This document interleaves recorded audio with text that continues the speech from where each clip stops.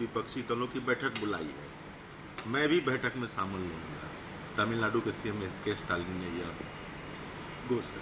देखिए, निसंदेह ये एक महत्वपूर्ण बैठक हो रही है और स्टालिन समेत देश के अनेक राज्यों के मुख्यमंत्री एवं वरिष्ठ नेता इस बैठक में शामिल होंगे। बैठक से देश में कैसे एक मजबूत विकल्प नरेंद्र मोदी, भारतीय जनता पार्टी और एनडीए के खिलाफ दे सके हम लोग, इस पर पूरी कार्ययोजना पर विचार होगा और देश को इस बैठक से नई दिशा मिलेगी। चिंता का विषय है जब वे भारत की समस्या को दुनिया के सामने लाते हैं और लोगों को इसके बारे में कुछ करने के लिए आमंत्रित करते हैं। यदि आप कहते हैं कि भारत में समस्याएं और बड़ी चिंताएं हैं और दुनिया को इसके लिए कुछ करना चाहिए, तो इसके बड़े निहितार्थ हैं और यह देश के लिए अच्छा नहीं है। आर्यभट्ट कॉलेज में विदेश मंत्री एस जयशंकर ने। जयशंकर राजनेता नहीं है, अफसरशाह हैं और अभी भी ये साहस वो नहीं जुटा पाएंगे कि प्रधानमंत्री नरेंद्र मोदी ने सियोल में क्या कहा, शंघाई में क्या कहा, टोरंटो में क्या कहा और दुनिया के अनेक शहरों में अलग अलग सभाओं में किस तरह से भारत के लोकतंत्र, भारत के अंदर व्याप्त भ्रष्टाचार, भाई भतीजावाद, वंशवाद, इन सवालों पर विवादित बयान दिए। और शायद नरेंद्र मोदी जी इस देश के पहले प्रधानमंत्री होंगे आज़ादी के बाद जिन्होंने देश की राजनीतिक स्थितियों को दुनिया के सामने दूसरे मुल्कों में जाकर के रखने का काम किया है।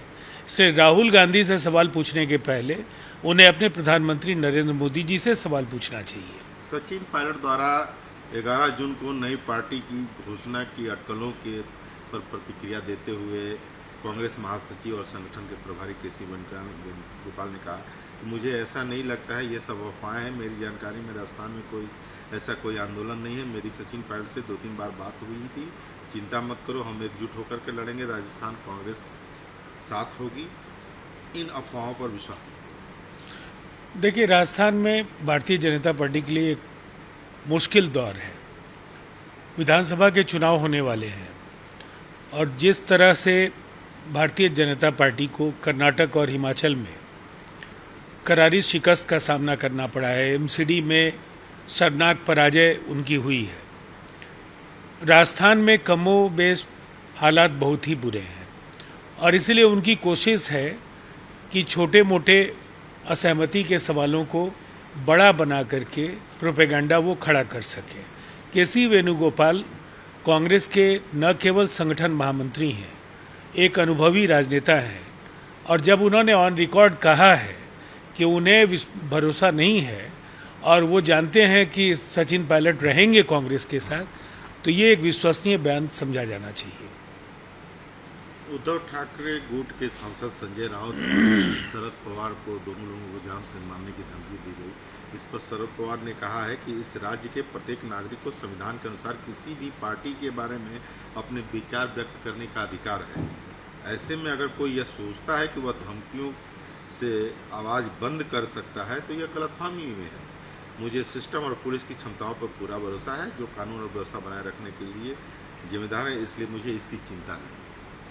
देखिए, ये तो सच है कि हाल के दिनों में भारतीय जनता पार्टी के खिलाफ जिन नेताओं ने भी आंदोलन का आह्वान किया, जिन्होंने भारतीय जनता पार्टी के दोहरे मानदंडों को बेनकाब करने का काम किया, वो उनके निशाने पर है। संजय राउत को पहले ईडी के जरिए उन्होंने काफ़ी परेशान किया, लंबे समय तक जेल में भी संजय राउत रहे हैं।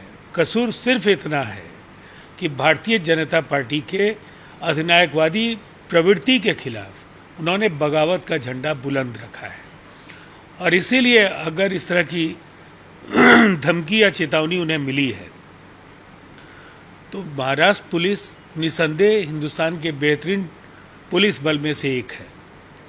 वो ज़रूर इस पूरे मामले की तहकीकात करेंगे और जो भी जवाबदेह होंगे इस तरह की धमकियों के लिए उनके खिलाफ कठोरतम कार्रवाई सुनिश्चित करेंगे। जब भी किसी राज्य में चुनाव होने वाले होते हैं तो ईडी को वहां भेजा जाता है। जिन राज्यों में विपक्षी दल सत्ता में है वहां भी ईडी को भेजा जाता है। ईडी दबाव में काम कर रही है जो सही नहीं है। हमें ईडी या सीबीआई में से कोई समस्या नहीं है, लेकिन उन्हें किसी दबाव में काम नहीं करना चाहिए। राजस्थान के सीएम अशोक गहलोत ने देखिए, ईडी और सीबीआई का बेजा इस्तेमाल तो हो ही रहा है।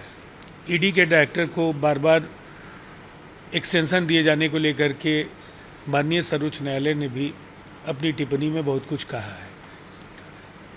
इनकी भूमिका पूरी तरह से भारतीय जनता पार्टी और केंद्र सरकार के इशारे पर काम करने वाले भाजपा के एक आनुषंगिक संगठन की तरह हो गई है। इसीलिए उनसे कोई अपेक्षा रखने का कोई अर्थ नहीं है। लेकिन ये सच है कि जहां पराजय निश्चित है, भाजपा अपने चिर परिचित तरीके से वहां अपने विरोधियों पर वार करती है।